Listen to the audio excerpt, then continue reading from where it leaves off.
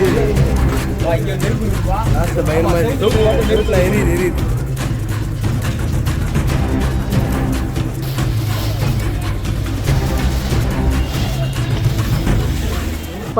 எரியும் தீ பிழம்புகளுக்கு நடுவில் என் வீடு போச்சே, உடைமைகள் போச்சேன்னு கதறி அழுத பொதுமக்கள்.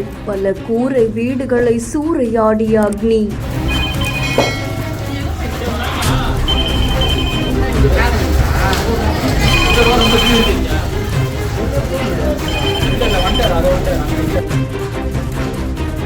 மின்கசிவு ஏற்பட்டு சிலிண்டர் வெடித்ததால் வியாசர்பாடியில் நடந்த பரபரப்பு சம்பவம்.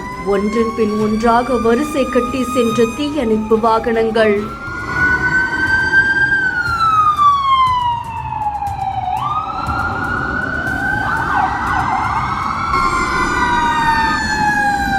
சென்னை பெரம்பூர் தொகுதிக்குட்பட்ட வியாசர்பாடி சத்தியமூர்த்தி நகர் வட்டாட்சியர் அலுவலகத்துல பக்கத்துல இருக்கக்கூடிய குடிசை வீடுகள் தீப்பற்றி எரிய ஆரம்பிச்சிருக்கு.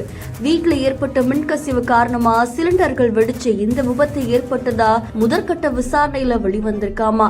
அதை தொடர்ந்து நல்ல வேலையா இந்த விபத்துல யாருக்கும் எந்த காயங்களும் உயிரிழப்பும் ஏற்படல அப்படின்னு தெரிவிக்கப்பட்டிருக்கு. இதை தொடர்ந்து உடனடியா தீயணைப்பு துறையினருக்கு தகவல் தெரிவிக்கப்பட்டிருக்கு.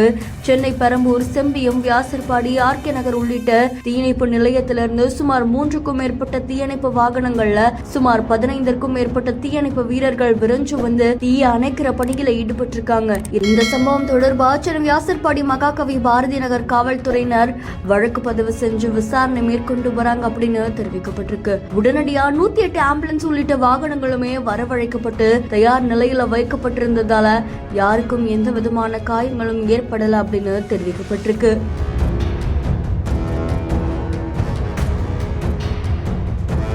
சினிமாவை மிஞ்சின இந்த தீ சம்பவத்துல உடைமைகளையும் வீடுகளையும் துளைச்சிட்டு பல பொதுமக்கள் கண்ணீர் விட்டு அழுறது பலரையும் வேதனைக்குள்ளாக்கி இருக்கு.